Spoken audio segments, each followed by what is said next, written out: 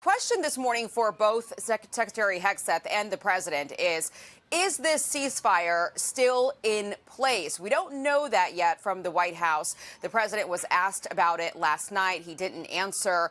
A lot of folks are saying different things, but we don't know yet what the White House view on this is. And that's important because U.S. officials told our Jen Griffin that we are closer to the resumption of major combat operations after what took place this week. Iran, as you know, Ainsley, launched a missile and drone attack on the UAE, fired at ships as well this week in the Strait as Operation Freedom got underway. That's to help ships transit the Strait of Hormuz. The Pentagon says 2 commercial vessels have made it through safely, while the president says at least 6 Iranian small boats were shot down for trying to interfere with what we're doing out there. And he warns Iran that it will be blown off the face of the earth. That is a quote from the president if they attack any U.S. vessels carrying out Project Freedom.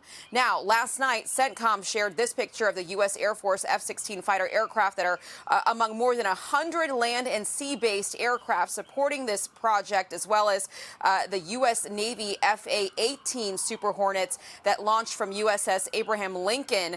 Of course, Lincoln is one of the 2 aircraft carriers that are enforcing the blockade that the U.S. has on Iranian ports. Meanwhile, Treasury Secretary Scott Bessent told Fox that the U.S. has absolute control of the Strait right now.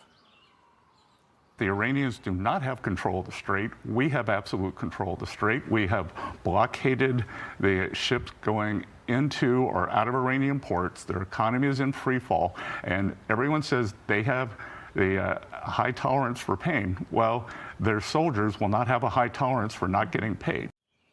So, Ainsley, we will see the president in just a little bit here. He's got a signing in the Oval Office today. We'll see if he takes any questions about Iran, tells us if he feels like the ceasefire is still in place. In the meantime, the Secretary of War will see first at 8 a.m. at the Pentagon, and Secretary Marco Rubio, the Secretary of State, will actually brief here at the White House later this afternoon.